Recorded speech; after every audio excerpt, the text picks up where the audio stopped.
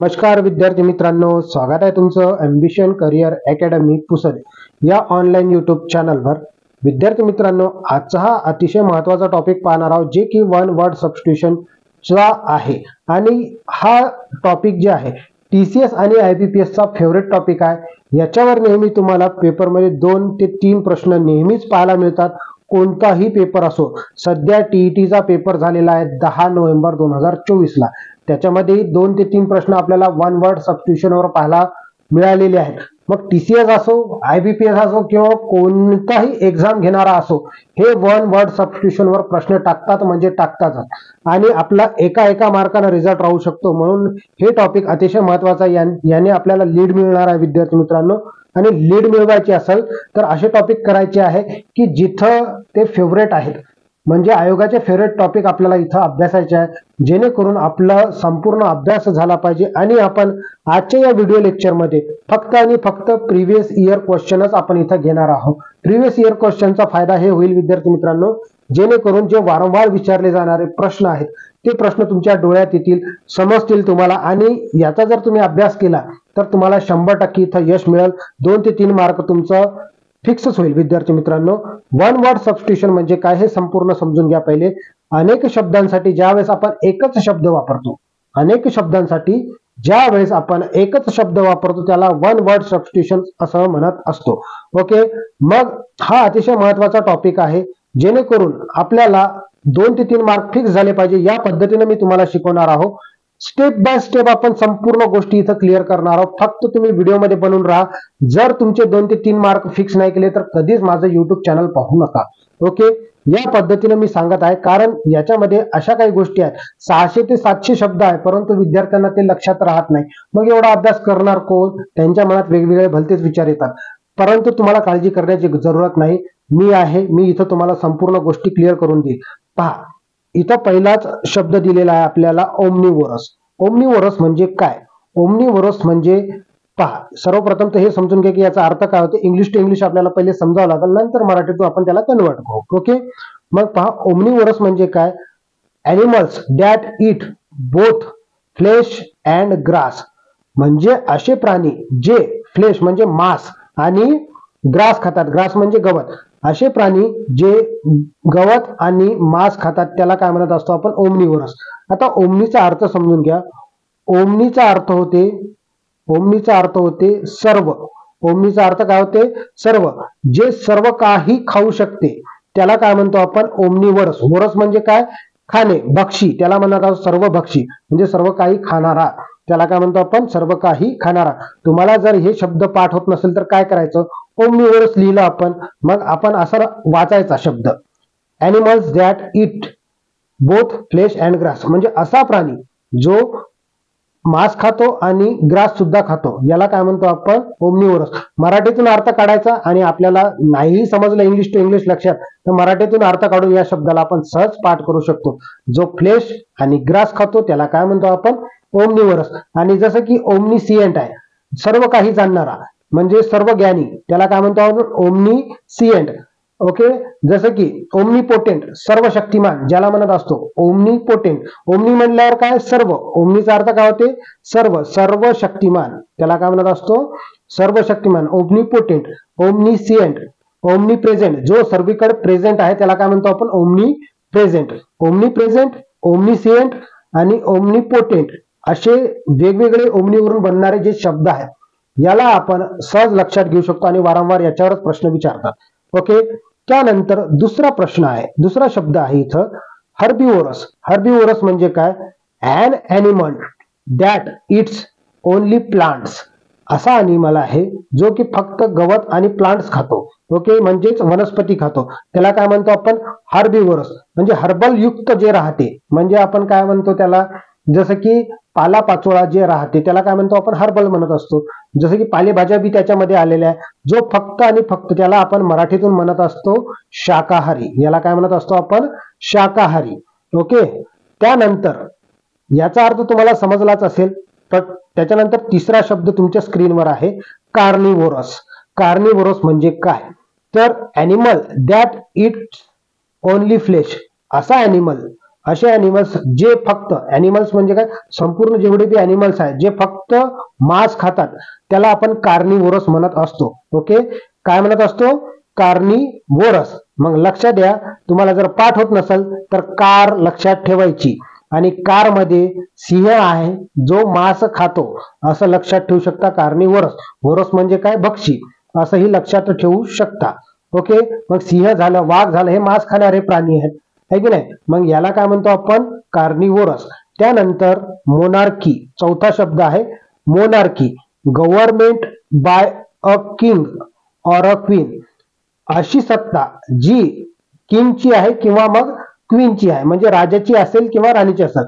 राजाच्या शासनाला किंवा राणीच्या शासनाला आपण काय म्हणत असतो, आपण मोनार्की. आता हे जर लक्षात नसेल तर मोना नावाची कोण आहे, क्वीन आहे. मोनार्की, आर्क म्हणजे काय होते तर शासन होते, मोनार्की कोणाची तर क्वीनची, असं लक्षात तुम्ही ठेवू शकता. आता समोरच्या शब्दाकडे आपण जाऊ. पहा, 5व्या क्रमांकाचा शब्द तुमच्या स्क्रीनवर आहे, democracy. Government by the people, for the people, to the people, त्याला काय म्हणत असतो आपण, डेमोक्रेसी. म्हणजे लोकांनी, लोकांसाठी, लोकांच्या कल्याणाकरिता चालवलेले राज्य म्हणजे काय, डेमोक्रेसी. सध्या भारतात डेमोक्रेसी आहे, लोकशाही आहे, याला आपण लोकशाही म्हणत असतो. लोकांनी लोकांसाठी चालवलेले राज्य आपण काय म्हणत असतो, डेमोक्रेसी. ओके, इथपर्यंत तुम्हाला क्लिअर असेल विद्यार्थी मित्रांनो. पहा, आर्क म्हणजे काय किंवा मग क्रेसी म्हणजे काय. क्रेसी, क्रेसी म्हणजे होते शासन किंवा मग शाही, आपण त्याला म्हणत असतो शासन किंवा शाही. कुठेही शब्द तुम्हाला क्रेसी दिसला, क्रेसीचा अर्थ होते शाही. मग लोकांकरिता जे वापरतो आपण, जी शाही म्हणजे लोकांच्या कल्याणाकरिता जे शासन राहते त्याला आपण लोकशाही आपण म्हणत असतो. त्यानंतर हे तर तुम्हाला माहितच झालं असेल. आता त्यानंतर 6व्या क्रमांकाचा ब्युरोक्रेसी. पहा, ब्युरोक्रेसी, कुठेही ऑफिशियल शब्द दिसला, government by the official, bureaucracy, official लोक काय करतात, ब्युरो मध्ये काम करत असतात, बरोबर आहे की नाही. मग ब्युरोक्रेसी म्हणजे ऑफिशियल्स लोकांचं शासन जे राहते त्याला आपण काय म्हणत असतो, ब्युरोक्रेसी म्हणत असतो. त्यानंतर 7व्या क्रमांकाचा शब्द तुमच्या स्क्रीनवर आहे, ऑटोक्रेसी. ऑटोक्रेसी म्हणजे काय, गव्हर्नमेंट बाय वन मॅन, एका माणसाची जी गव्हर्नमेंट राहते, म्हणजे एक माणूस जो गव्हर्नमेंट चालवतो त्याला काय म्हणतो आपण, ऑटोक्रेसी. जसं की त्याला आपण डिक्टेटरशिप म्हणत असतो. जसं की हिटलर होता, ॲडॉल्फ हिटलर, जर्मनीचा ॲडॉल्फ हिटलर. त्याच्यानंतर आता सध्याचा दक्षिण कोरियाचा आहे किम जोंग, हे डिक्टेटरशिप वाले आहेत. म्हणजे ते एकटेच काय करतात, तर संपूर्ण गव्हर्नमेंटला हँडल करतात, त्याला काय म्हणतो आपण, त्याला म्हणत असतो आपण ऑटोक्रेसी. आता क्रेसी हा शब्द दिसला तर तुम्हाला समजूनच जायला पाहिजे की ते कोणत्या तरी गव्हर्नमेंट बद्दल आहे. ओके, मग एक माणूस, ऑटो, ऑटो कोण चालवते, एक माणूस आहे की नाही. ऑटो, कुठेही ऑटो शब्द दिसला याचा अर्थ तो एक आहे. ओके, मग ऑटोक्रेसी त्याला काय म्हणणार, government by the one man, अशा पद्धतीने तुम्ही लक्षात ठेवू शकता. एक माणूस ऑटो चालवतो, मग government by the one man. Okay, 8व्या क्रमांकाचा प्रश्न शब्द तुमच्या स्क्रीनवर आहे, अरिस्टोक्रेसी. त्याला काय म्हणतो आपण, अरिस्टोक्रेसी. मग पहा, गव्हर्नमेंट बाय द नोबल्स, जे सभ्य लोक राहतात, नोबल्स, त्याला काय म्हणतो आपण, अरिस्टोक्रेसी असं म्हणत असतो.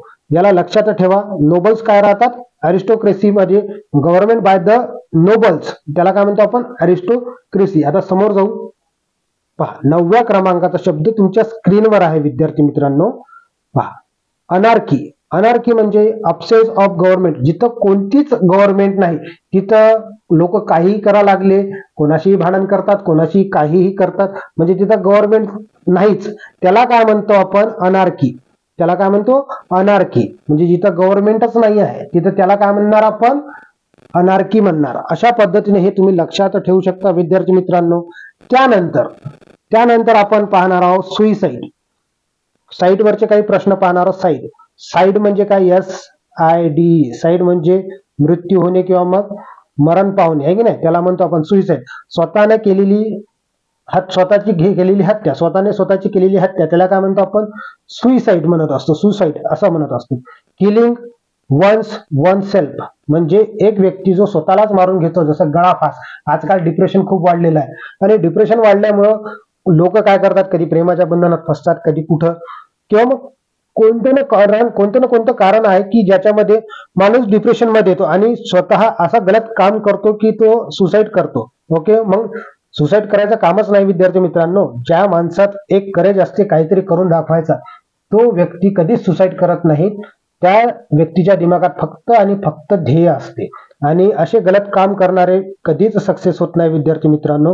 म्हणून म्हटलं की डिप्रेशन मध्ये कधीच यायचं नाही, फक्त अभ्यास करायचा आणि हार जीत तर चालूच राहतील. लाईफ भेटलेली आहे तर याच्यामध्ये हार किंवा जीत चालूच राहणार.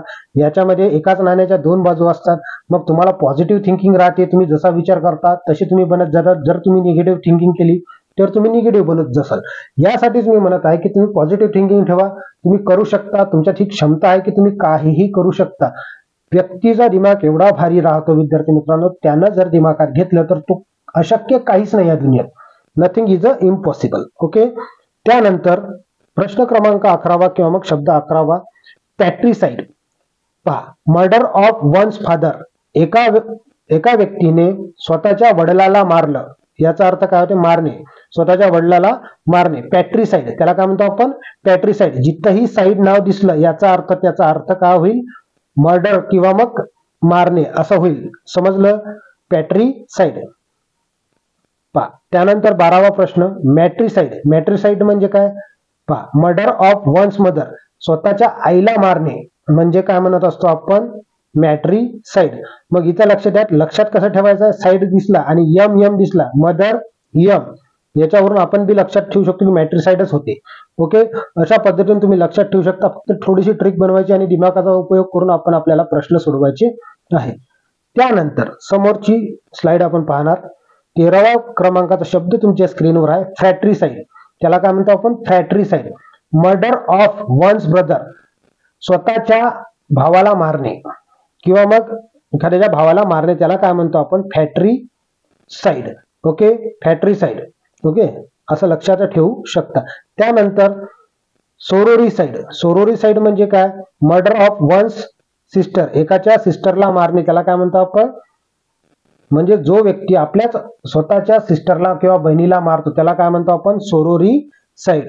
त्यानंतर 15वा शब्द आहे, उक्झोरीसाइड. उक्झोरीसाइड म्हणजे काय? Murder of own wife. स्वतःच्या murder of a one own wife किंवा मग वन्स ओन वाईफ, स्वतःच्या पत्नीला मारणे, त्याला काय म्हणतो आपण? उक्झोरीसाइड. मग तुम्हाला आता माहित आहे की आजकाल अशा गोष्टी घडत आहेत की जिथं कोणीही व्यक्ती आपल्या पत्नीचा खून करून टाकत आहे. मग याला आपण उक्झोरीसाइड म्हणतो आणि वाढतं प्रमाण आहे. याच्यावर जास्ती प्रश्न येतात विद्यार्थी मित्रांनो साईटवर. कारण हे जर साईडवर प्रश्न आले तर तुम्हाला माहित असायला पाहिजे की हे कशा पद्धतीने आपण याचा उपयोग करणार आहोत. आता साईडनुसार आपण सर्व काही पाहिलेलं आहे. त्यानंतर 16वा प्रश्न, regicide. Murder of a king.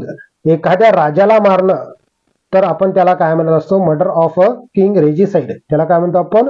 Regicide. I hope विद्यार्थी मित्रांनो तुम्हाला व्हिडिओ आवडत असेल. व्हिडिओ जर आवडत असेल तर व्हिडिओला लाईक करा. जर तुम्ही चॅनलवर नवीन आले तर चॅनलला सबस्क्राईब करून द्या विद्यार्थी मित्रांनो आणि आपल्या मित्रांना या चॅनल बद्दल माहिती करा. कारण अशाच पद्धतीची व्हिडिओ आपण इथं लेक्चर सिरीज मध्ये पाहत असतो, समोर जाणार. पहा, त्यानंतर 17व्या क्रमांकाचा शब्द तुमच्या स्क्रीनवर आहे, होमिसाइड. होमिसाइड म्हणजे काय? Murder of human beings. म्हणजे मनुष्यवध, त्याला म्हणतो आपण. मनुष्याचा वध करणे, कोणत्याही व्यक्तीला मारणे, त्याला म्हणतो आपण होमिसाइड. होमोसेपियन्स म्हणजे काय? तर होमोसेपियन्स पासून आपला उत्पत्ती झालेली आहे आणि होमी पासून आपण लक्षात ठेवू शकतो होमिसाइड. त्यानंतर आहे 18व्या क्रमांकाचा शब्द तुमच्या स्क्रीनवर, इन्फॅन्टिसाइड. इन्फॅन्टिसाइड याला म्हणतो मर्डर ऑफ अ चिल्ड्रन. एका बाळाचं वध करणे, त्याला काय म्हणतो आपण? इन्फॅन्टिसाइड. ओके. त्यानंतर लक्ष द्या, इथं समोर 19व्या क्रमांकाचा शब्द आहे, पॉलिगॅमी. पॉलिगॅमी म्हणजे marrying more than one woman. म्हणजे एकापेक्षा जास्ती मुलीसोबत लग्न करणे, त्याला काय म्हणतो आपण? पॉलिगॅमी. आहे की नाही? पॉली, आता कुठेही शब्द दिसला पॉली. ओके. पॉली शब्द दिसला तर याचा अर्थ ते अनेक होईल. त्याचा अर्थ काय? अनेक होईल. आणि पॉली हा शब्द दिसला की याचा अर्थ अनेक घटकांशी संबंधित आहे असं लक्षात ठेवायचं आहे. मग पॉलिगॅमी. मग लग्न झाल्यावर काय होते? गम येते. गॅमी, गॅमीवरून लक्षात ठेवू शकता. लग्न झाल्यावर काय होते? गम येते, म्हणून आपल्याला पॉलिगॅमी. एकच सांभाळल्या जात नाही आपल्याला, अनेकाशी लग्न करणे म्हणजे गम येणारच, आहे की नाही? म्हणून आपण याला लक्षात ठेवू शकतो, पॉलिगॅमी. त्यानंतर 20वा शब्द आहे, पॉलियँड्री. पॉली आता सांगितलेला पॉली म्हणजे अनेक होते. Marrying more than one husband at a time म्हणजे एका टाइमवर बरेचसे हजबंड असणे त्याला काय म्हणतो आपण, किंवा लग्न करणे त्याला काय म्हणतो आपण, पॉलियँड्री. जसं की द्रौपदी होती, महाभारतातली द्रौपदी तुम्हाला माहित आहे, तिनं 5 पांडवासोबत लग्न केलं होतं. मग तिला काय म्हणणार आपण, पॉलियँड्री अशा पद्धतीनं लक्षात ठेवू शकता. त्याच्यानंतर शेवटचे 5 शब्द राहिलेले आहेत. हे 5 शब्द अतिशय महत्वाचे आहे, पहा लक्ष द्या. क्रॅड्युलस, अ पर्सन हू बिलिव्स रीडली. आता एखादा एवढा भोळसर व्यक्ती राहतो, याला क्रॅड्युलसला म्हणजे क्रेडो म्हणजे काय होते, क्रेडो म्हणजे होते विश्वास, एखाद्यावर विश्वास ठेवणे. मग एवढे लोक, काही लोक असे भोळसर राहतात की पटकनच कोणत्याही गोष्टीवर लक्षात ठेवतात. बाबाला आपला हात दाखवतात आणि भविष्य सांगतात. बाबा म्हणते आपल्या मित्रमैत्रिणींसोबत राहू नको, त्याच्यावर विश्वास ठेवून देते. बरोबर आहे, मग त्यांचे वाक्य पाठच राहतात. मग हे लक्षात ठेवायचं आपल्याला. क्रॅड्युलस म्हणजे चटकन कोणत्याही गोष्टीवर विश्वास ठेवणारा भोळसर, त्याला काय म्हणतो आपण, क्रॅड्युलस. म्हणजे अ पर्सन हू बिलिव्स रेडिली किंवा मग त्याला काय म्हणतो, रेडली त्याला म्हणतो आपण. ओके, समजलं. त्यानंतर मॅनिफेस्टो, 22वा शब्द. आता पहा, सध्या इलेक्शन चालू आहे महाराष्ट्रामध्ये, बरोबर आहे, विधानसभेचे इलेक्शन चालू आहे. मग याच्यामध्ये प्रत्येक पार्टीनं आपापला जाहीरनामा ठेवलेला आहे. म्हणजे आपण पुढील 5 वर्षात काय करणार आहोत त्याला काय म्हणत असतो आपण, मॅनिफेस्टो म्हणत असतो. जसं की a declaration of government or political party म्हणजे एखादं जे त्याला काय म्हणत असतो आपण, जाहीरनामा, त्याला आपण जाहीरनामा म्हणतो. असा जाहीरनामा की ज्याच्यामध्ये आपण काहीतरी पुढची 5 वर्षाची प्लॅनिंग लोकांना सांगत असतो की आम्ही 5 वर्षात हे करणार.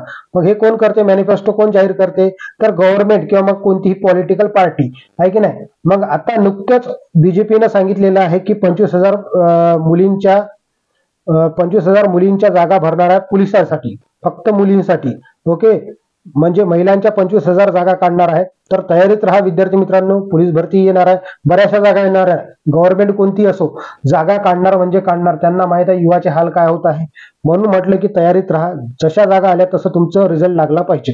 त्यानंतर 23व्या क्रमांकाचा शब्द तुमच्या स्क्रीनवर आहे, ग्रेनरी म्हणजे काय, अ रूम फॉर स्टोरिंग ग्रेन्स म्हणजे अशी रूम जिथं आपण धान्य साठवू शकतो, त्याला आपण वखार म्हणत असतो.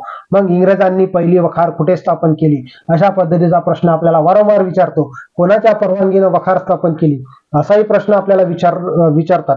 जर तुम्हाला माहित असतील तर कमेंट बॉक्समध्ये टाकून द्या विद्यार्थी मित्रांनो. असं नाही की इंग्लिशचा विषय आहे आपण ते विषय पाहणार नाही, तर संपूर्ण विषय आपण इथं क्लिअर करत असतो. आपल्या युट्यूब चॅनलवर संपूर्ण व्हिडिओ आहेत विद्यार्थी मित्रांनो. गणिताचे चांगले व्हिडिओ आहे, रिझनिंग, टोटल आपल्याला पोलीस भरतीला जेवढंही विचारलं होतं टोटल आपल्याच व्हिडिओ मधले होतं सर्व विद्यार्थी मित्रांनो. त्याच पॅटर्नच्या बाहेरचा एकही पॅटर्न नव्हता विद्यार्थी मित्रांनो. बरेचसे मुलं आपले लागलेले आहे, म्हणून म्हटलं की तुम्ही संपूर्ण व्हिडिओ बघून घ्या. ओके, त्यानंतर म्हणजे जिथं आपण धान्य साठवतो त्याला आपण गोदाम म्हणतो किंवा मग वखार म्हणत असतो. ओके, त्यानंतर 24वा शब्द तुमच्या स्क्रीनवर आहे, नोटोरियस त्याला काय म्हणतो, a person with bad reputation. असा व्यक्ती ज्याची रेप्युटेशन खूप बॅड आहे, असा व्यक्ती ज्याची रेप्युटेशन कशी आहे, खूप बॅड आहे, त्याला आपण नोटोरियस म्हणत असतो. म्हणजे कधीही म्हणजे चांगले काम न करणारा व्यक्ती. जसं की आता नोटोरियस पर्सन होता लॉर्ड लिटन म्हणतो आपण त्याला, जो कुप्रसिद्ध होता. कुप्रसिद्ध म्हणजे त्याचे चांगले काम नव्हते. मग लॉर्ड लिटन जे आहे, लॉर्ड लिटननं काय काय केलं होतं, दिल्ली दरबार भरवला होता. असे बरेचसे शब्द आहे विद्यार्थी मित्र, प्रश्न आहेत जे की वारंवार पेपरमध्ये येतात. मग आपल्याला लक्षात ठेवायचे आहे हे सर्व काही प्रश्न. लॉर्ड लिटनची कारकीर्द, लॉर्ड लिटननं म्हणजे कोणते ऍक्ट आणले होते, हे सर्व काही लक्षात ठेवायचे आहे. लॉर्ड लिटन आणि लॉर्ड रिपन जे आहे सुप्रसिद्ध नेता आहे, त्याने चांगले काम केले होते. त्याच्या पूर्वी आला होता लॉर्ड रिपन. ओके, त्याच्यानंतर आला होता लॉर्ड रिपन, त्याच्या पूर्वी आला होता लॉर्ड लिटन. ओके, त्यानंतर शेवटचा शब्द फेमस पहा, a person with a good reputation, ज्याची रेप्युटेशन चांगली आहे, ज्याची प्रसिद्ध आहे, तो त्याला काय म्हणत असतो, चांगल्या बाबतीत तो प्रसिद्ध आहे, त्याला आपण म्हणत असतो फेमस पर्सन, आहे की नाही. नोटोरियसच्या एकदम विरुद्ध आहे फेमस. समजलं. तुम्हाला असाही प्रश्न येतो की फेमस दिलेला असते, त्याचा विरुद्धार्थी शब्द कोणता, त्याचा विरुद्धार्थी शब्द आहे नोटोरियस.